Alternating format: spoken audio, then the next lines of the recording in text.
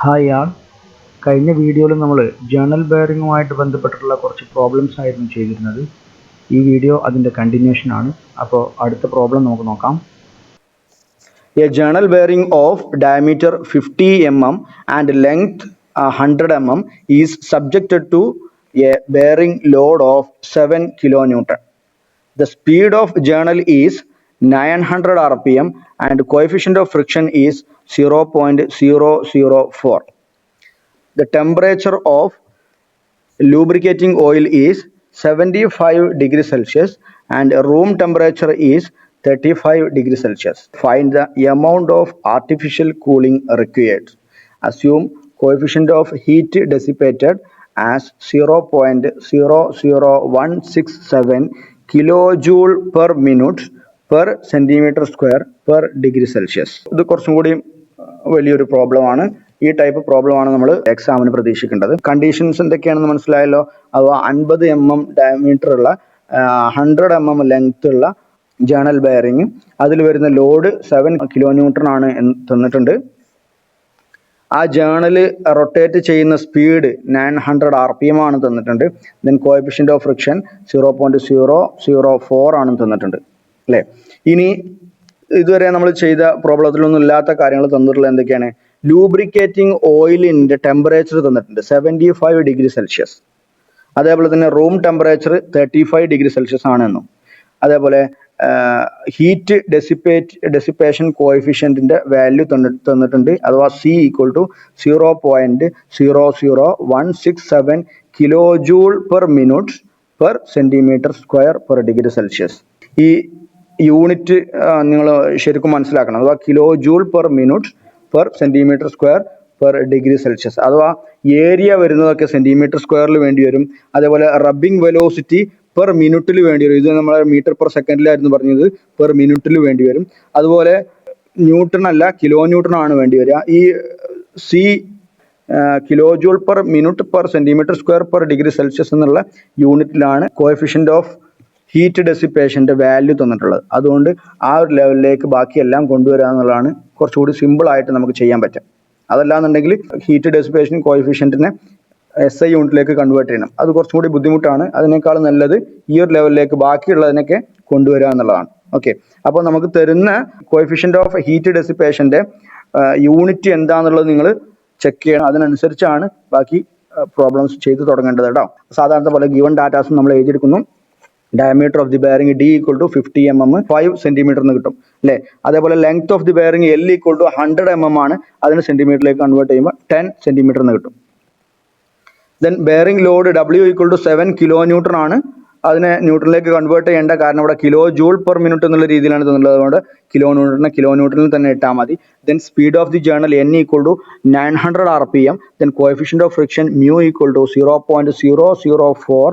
Then temperature of oil TO ആണ് തന്നിട്ടുള്ളത്. ബെയറിങ്ങിൻ്റെ ടെമ്പറേച്ചർ അല്ല, ബെയറിംഗ് സർഫസിലെ ടെമ്പറേച്ചർ അല്ല. വളരെ ഇമ്പോർട്ടൻ്റ് ആയിട്ട് ശ്രദ്ധിക്കേണ്ട കാര്യമാണ്. TO ആണ് തന്നിട്ട്. TO = 75 degree Celsius. Then TA room temperature അല്ലെങ്കിൽ ആംബിയൻ ടെമ്പറേച്ചർ 35 ഡിഗ്രി സെൽഷ്യസ് തന്നിട്ടുണ്ട്. Heat dissipation coefficient C = 0.00167 കിലോജൂൾ per minute per centimetre square per degree Celsius തന്നിട്ടുണ്ട്. കാണാൻ പറഞ്ഞിട്ടുള്ളത് എന്താണ്? Find the amount of artificial cooling. Amount of artificial cooling എങ്ങനെ നമ്മൾ കാണുക? അഥവാ ഹീറ്റ് ജനറേറ്റഡ് എത്രയെന്ന് നോക്കും, അതേപോലെ തന്നെ ഹീറ്റ് ഡെസിപ്പേറ്റഡ് എത്രയെന്ന് നോക്കും. എന്നിട്ട് ഇതിന് രണ്ടിനെയും കമ്പയർ ചെയ്യുമ്പം ഹീറ്റ് ഡെസിപ്പേറ്റഡ് ഹീറ്റ് ജനറേറ്റഡിനേക്കാൾ കുറവാണെന്ന് നമുക്ക് മനസ്സിലാവും. അപ്പോൾ അതിൻ്റെ ഡിഫറൻസ് എത്രയാണോ അത്രയും എമൗണ്ട് ആർട്ടിഫിഷ്യൽ കൂളിംഗ് വഴി ഹീറ്റ് റിമൂവ് ചെയ്യണം. ആ എമൗണ്ട് എത്രയെന്നുള്ളതാണ് ഇതിൽ ചോദിച്ചിട്ടുള്ളത്. അപ്പോൾ ശ്രദ്ധിക്കുക, ചെയ്യാൻ തുടങ്ങാണ്. ഇവിടെ ആ ഒരു കാര്യം നേരത്തെ നമ്മൾ പറഞ്ഞ കാര്യം കറക്റ്റായിട്ട് പറഞ്ഞിട്ടുണ്ട്. Unit of heat dissipation coefficient given in the problem is kilojoule per minute per centimeter square per degree Celsius. Therefore, convert the area in centimeter square and found out the rubbing velocity in meter per minute. സാധാരണ നമ്മൾ metre per സെക്കൻഡിലായിരുന്നു കണ്ടിരുന്നത്, ഇവിടെ metre per മിനിറ്റിലാണ് കാണേണ്ടത്. അപ്പോൾ projecting bearing area A = L × D ആണ് നമുക്കറിയാം. L-ഉം D-യും നമുക്ക് തന്നിട്ടുണ്ട്. സബ്സ്റ്റിറ്റ്യൂഷൻ കൊടുക്കുക, 50 സെൻറ്റിമീറ്റർ സ്ക്വയർ എന്ന് കിട്ടും. നമുക്ക് ഹീറ്റ് ജനറേറ്റർ കാണണമെന്നുണ്ടെങ്കിൽ റബ്ബിംഗ് വെലോസിറ്റി വേണം. അപ്പോൾ റബ്ബിംഗ് വെലോസിറ്റിയുടെ ഇക്വേഷൻ വെച്ചിട്ട് നമ്മൾ ചെയ്യാം. V = πdn/60 ആയിരുന്നു റബ്ബിംഗ് വെലോസിറ്റി. മീറ്റർ പെർ സെക്കൻഡിലാണെങ്കിൽ ഇവിടെ മീറ്റർ പെർ മിനിറ്റിൽ നമുക്ക് കാണേണ്ടത് കൊണ്ട് rubbing velocity V equal to pi D N എന്ന് മാത്രമേ വരുള്ളൂ, അഥവാ ബൈ 60 എന്നുള്ളത് സെക്കൻഡിലേക്ക് കൺവേർട്ട് ചെയ്യാനാണ്. അപ്പോൾ നമുക്ക് മീറ്ററിൽ ആയതുകൊണ്ട് 60 വേണ്ട. ദെൻ അതിന് സബ്സ്റ്റിറ്റ്യൂഷൻ കൊടുക്കുക. Pi into 50 into 10⁻³ into 900. ഇവിടുത്തെ കേസിൽ വെലോസിറ്റി മീറ്റർ പെർ മിനിറ്റ് ആണ്. അപ്പോൾ ഡയമീറ്റർ ഇവിടുത്തെ കേസിൽ എന്ത് കൊടുക്കണം? മീറ്റർ കൊടുക്കണം. എന്നാൽ മാത്രമേ നമുക്ക് മീറ്റർ പെർ മിനിറ്റിൽ കിട്ടുള്ളൂ വെലോസിറ്റി. ഓക്കെ, അതുകൊണ്ടാണ് പൈ ഇൻറ്റു 50 ഇൻറ്റു 10⁻³ എന്ന് വന്നത്. നേരത്തെ നമ്മൾ പ്രൊജക്റ്റിംഗ് ഏരിയ കാണുന്ന സമയത്ത് ഡി സെന്റിമീറ്ററിലായിരുന്നു കൊടുത്തിരുന്നത് 5 അല്ലേ? ഇവിടെ റബ്ബിംഗ് വെലോസിറ്റി മീറ്റർ പെർ മിനിറ്റിലാണ് കിട്ടേണ്ടത്, അതുകൊണ്ട് ഡയമീറ്റർ മീറ്ററിൽ കൊടുക്കണം. സബ്സ്റ്റിറ്റ്യൂട്ട് ചെയ്യുക അതിലേക്ക്. അപ്പോൾ 141.37 മീറ്റർ പെർ മിനിറ്റ് എന്ന് കിട്ടും റബ്ബിംഗ് വെലോസിറ്റി. ദെൻ അത് വെച്ചിട്ട് നമ്മൾ ഹീറ്റ് ജനറേറ്റഡ് കാണുന്നു. QG equal to mu into W into V. Substitute ചെയ്യുന്നു. 0.004 ഇൻറ്റു 7 ഇൻറ്റു 141.37. അപ്പോൾ നമുക്ക് 3.96 കിലോ ജൂൾ പെർ മിനിറ്റ് എന്ന് കിട്ടും. ഇതിൽ ഈ 7 എന്ന് പറയുന്നത് എന്താണ്? ലോഡാണ്. അത് കിലോ ന്യൂട്ടണിലാണുള്ളത്. അതുകൊണ്ടാണ് ഇവിടെ കിലോ ജൂൾ പെർ മിനിറ്റ് എന്നുള്ള രീതിയിൽ വന്നത്. 3.96 കിലോ ജൂൾ പെർ മിനിറ്റ് എന്ന് കിട്ടും. ദെൻ നമുക്കറിയാം ഹീറ്റ് ഡെസിപ്പേഷൻ്റെ equation QD equal to CA into TB minus TA അല്ലേ? TB മൈനസ് TA എന്നുള്ളതാണ് ഇക്വേഷനിലുള്ളത്. ആ ബെയറിംഗ് സർഫസിലുള്ള ടെമ്പറേച്ചർ മൈനസ് ആംബിയൻ ടെമ്പറേച്ചർ. പക്ഷേ നമുക്ക് ഓയിലിൻ്റെ ടെമ്പറേച്ചർ ആണ് തന്നിട്ടുള്ളൂ, ബെയറിങ്ങിൻ്റെ ടെമ്പറേച്ചർ അല്ല തന്നിട്ടുള്ളത്. അപ്പോൾ നമ്മൾ ബെയറിംഗ് ടെമ്പറേച്ചർ കാണണം. അതിനൊരു ഇക്വേഷൻ നമുക്കറിയാം. TB minus TA equal to half of TO minus TA, അഥവാ ഓയിലിൻ്റെ ടെമ്പറേച്ചറാണ് TO കൊണ്ട് ഉദ്ദേശിക്കുന്നത്. അപ്പോൾ അത് നമ്മൾ സബ്സ്റ്റിറ്റ്യൂഷൻ കൊടുക്കുമ്പോൾ TB minus TA equal to half of 75 minus 35 that equal to 20 degree Celsius എന്ന് നമുക്ക് കിട്ടും. ഈ TB മൈനസ് TA വാല്യൂ ആണ് നമ്മൾ ഹീറ്റ് ഡെസിപ്പേഷൻ്റെ ഇക്വേഷനിലേക്ക് കൊടുക്കേണ്ടത്. QD equal to CA into TB minus TA. Substitute ചെയ്യുക. 0.00167 into 50 into 20 that equal to 1.67 kilo joule per minute എന്ന് നമുക്ക് കിട്ടും. അപ്പോൾ ഇനി നമ്മൾ നമ്മുടെ ക്വസ്റ്റ്യനിലേക്ക് പോവുകയാണ്. അഥവാ ക്വസ്റ്റ്യനിൽ എങ്ങനെയാണ് ചോദിച്ചിട്ടുള്ളത്? ആർട്ടിഫിഷ്യൽ കൂളിംഗ് എത്രത്തോളം കൊടുക്കണം എന്നുള്ളതാണ്. ഇവിടെ നാച്ചുറൽ ആയിട്ട് ഹീറ്റ് ഡെസിപ്പേറ്റ് ചെയ്ത് പോകുന്ന കണക്കാണ് ഇവിടെ QD equal to CA into TB minus TA വെച്ചിട്ട് നമ്മൾ ചെയ്തപ്പോൾ 1.67 കിലോ ജൂൾ പെർ മിനിറ്റ് എന്ന് കിട്ടിയത്. ഇവിടെ ഹീറ്റ് ജനറേറ്റ് ചെയ്യുന്നതോ 3.96 കിലോ ജൂൾ പെർ മിനിറ്റ് ഉണ്ട്. അത് ഒരു മിനിറ്റിൽ 3.96 കിലോ ജൂൾ ജനറേറ്റ് ചെയ്യുന്നുണ്ട്. പക്ഷേ ഒരു മിനിറ്റിൽ 1.67 കിലോ ജൂൾ മാത്രമേ നാച്ചുറലി ഡെസിപ്പേറ്റ് ചെയ്ത് പോകുന്നുള്ളൂ. അപ്പോൾ ബാക്കി എമൗണ്ട് ഓഫ് ഹീറ്റ് ഒരു മിനിറ്റിൽ 2.29 കിലോ ജൂൾ നമ്മൾ ആർട്ടിഫിഷ്യലി ആയിട്ട് റിമൂവ് ചെയ്യണം. ഓക്കെ, അപ്പോൾ artificial amount of artificial cooling required എന്ന് പറഞ്ഞത് 2.29 കിലോ ജൂൾ പെർ മിനിറ്റ് ആണ്. ഒരു മിനിറ്റിൽ 2.29 കിലോ ജൂൾ ആർട്ടിഫിഷ്യൽ കൂളിംഗ് വഴി ഹീറ്റ് റിമൂവ് ചെയ്ത് പോകണം. ഓക്കെ, ക്ലിയർ ആണല്ലോ? ദെൻ നെക്സ്റ്റ് ക്വസ്റ്റ്യനിലേക്ക് പോവാം. A journal bearing for a centrifugal pump of journal diameter 150 mm and the load on it is 40 kilonewton and its speed is 900 rpm. The temperature of lubricating oil is 65 degree Celsius and the temperature of surrounding is 15.5 degree Celsius. Find bearing pressure and the amount of artificial cooling required.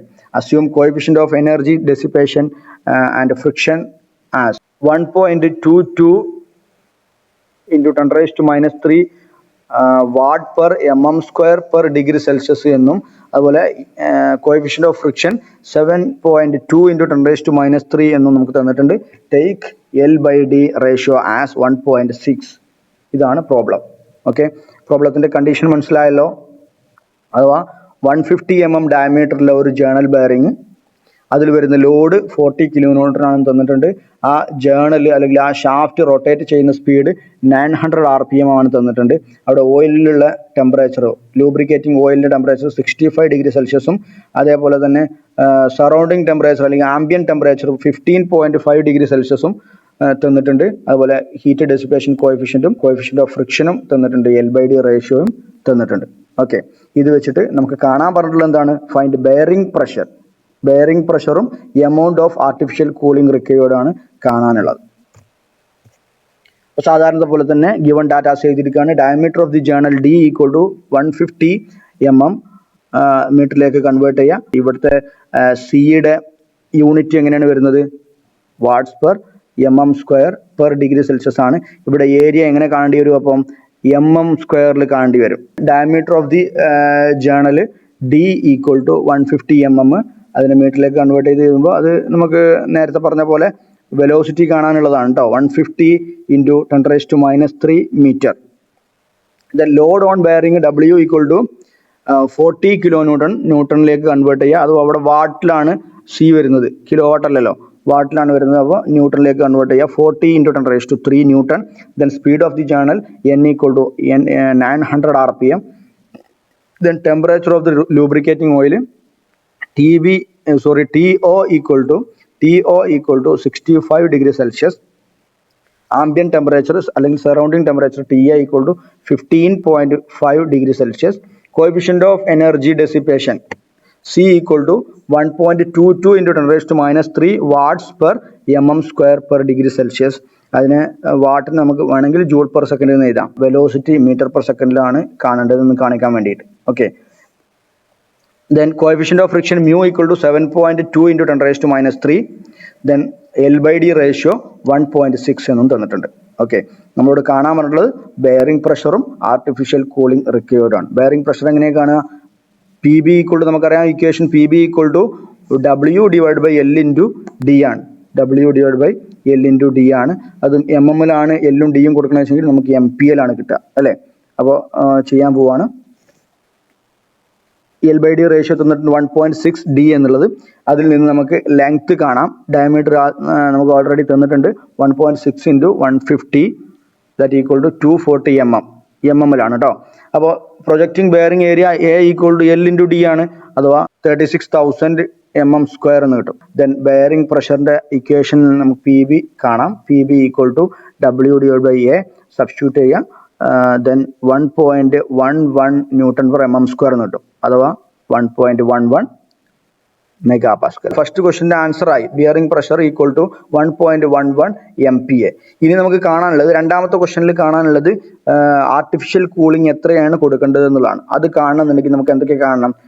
എത്രയാണ് heat generate ചെയ്യുന്നതെന്ന് കിട്ടണം, അതുപോലെ എത്രയാണ് heat dissipate ചെയ്ത് പോകുന്നതെന്ന് കിട്ടണം. അപ്പോൾ heat generated കിട്ടാൻ വേണ്ടിയിട്ട് നമുക്ക് ഇക്വേഷൻ അറിയാം. μ × W × V ആണ്. അതിൽ വെലോസിറ്റി അഥവാ റബ്ബിംഗ് വെലോസിറ്റി കാണാനുള്ള ഇക്വേഷൻ നമുക്കറിയാം. V = πdN/60.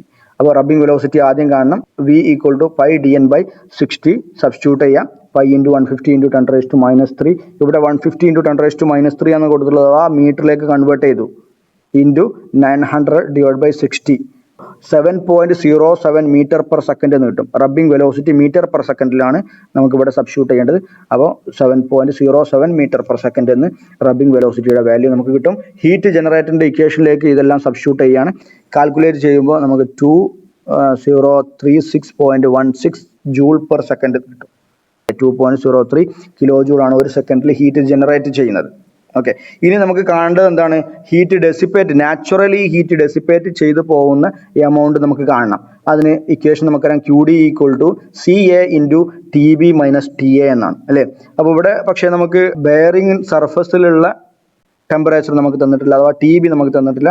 പകരം TO ആണ് തന്നിട്ടുള്ളത്. ഈ ഓയിലിന്റെ ടെമ്പറേച്ചറും ആംബിയന്റ് ടെമ്പറേച്ചറും നമുക്ക് കിട്ടിക്കഴിഞ്ഞാൽ നമുക്ക് TB - TA എന്നുള്ള ടേം നമുക്ക് കാണാൻ പറ്റും. TB - TAയുടെ ഇക്വേഷൻ നമുക്കറിയാം. TB - TA = ½ × TO - TA substitute ചെയ്യുക. അപ്പോൾ ½ of 65 - 15.5 = 24.75 ഡിഗ്രി സെൽഷ്യസ് എന്ന് കിട്ടും. ഈ വാല്യൂ നമ്മൾ ഹീറ്റ് ഡെസിപ്പേഷന്റെ ഇക്വേഷനിലേക്ക് സബ്സ്റ്റിറ്റ്യൂട്ട് ചെയ്യാണ്.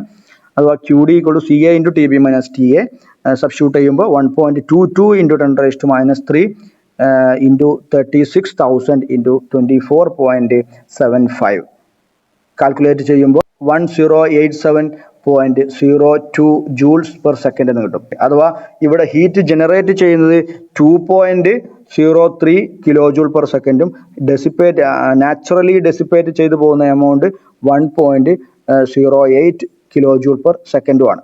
അപ്പോൾ ഇതിൽ നിന്ന് നമുക്ക് എന്ത് മനസ്സിലാവും? QD എന്ന് പറയുന്നത് കുറവാണ്, അഥവാ ഡെസിപ്പേറ്റ് ചെയ്തു പോകുന്ന എമൗണ്ട് കുറവും ജനറേറ്റ് ചെയ്യുന്ന ഹീറ്റിൻ്റെ എമൗണ്ട് കൂടുതലാണ്. അതുകൊണ്ട് തന്നെ ആർട്ടിഫിഷ്യൽ കൂളിംഗ് വേണ്ടി വരും. എത്ര ഹീറ്റ് റിമൂവൽ റേറ്റ് ആണ് കൊടുക്കേണ്ടത് എന്നുള്ള എങ്ങനെയാണ് കാണുക? QG മൈനസ് QD ആണ്. അപ്പോൾ QD യുടെ വാല്യൂ നമ്മൾ സബ്സ്റ്റിറ്റ്യൂട്ട് ചെയ്യുമ്പോൾ 949.14 ജൂൾസ് പെർ സെക്കൻഡ് എന്ന് കിട്ടും. അഥവാ 949.14 വാട്ട്സ്. അഥവാ ഒരു സെക്കൻഡിൽ 949.14 ജൂള് ആർട്ടിഫിഷ്യൽ കൂളിംഗ് വഴി റിമൂവ് ചെയ്യണം. രണ്ട് ക്വസ്റ്റ്യൻ്റെ ആൻസറായി. Bearing pressure 1.11 MPa, then artificial cooling required 949.14 watt എന്ന് കിട്ടും. ബെയറിംഗിനെ നമ്മൾ ക്ലാസിഫൈ ചെയ്ത സമയത്ത് റേഡിയൽ ബെയറിംഗ്, ത്രസ്റ്റ് ബെയറിംഗ് എന്ന് പറയുന്നത്. അതിൽ റേഡിയൽ ബെയറിംഗിൻ്റെ പോർഷൻ ഇവിടെ തീരുകയാണ്, അഥവാ ജേണൽ ബെയറിംഗിൻ്റെ പോർഷൻ ഇവിടെ തീരുകയാണ്. അതിൻ്റെ ഡിസൈനിങ്ങും അതിൻ്റെ പ്രോബ്ലംസും കാര്യങ്ങളൊക്കെ നമ്മൾ ചെയ്തു. ഇനി നമ്മൾ അടുത്ത ടോപ്പിക്ക് ത്രസ്റ്റ് ബെയറിംഗ് ആയിരിക്കും. അത് നമുക്ക് അടുത്ത ക്ലാസ്സിൽ പറയാം.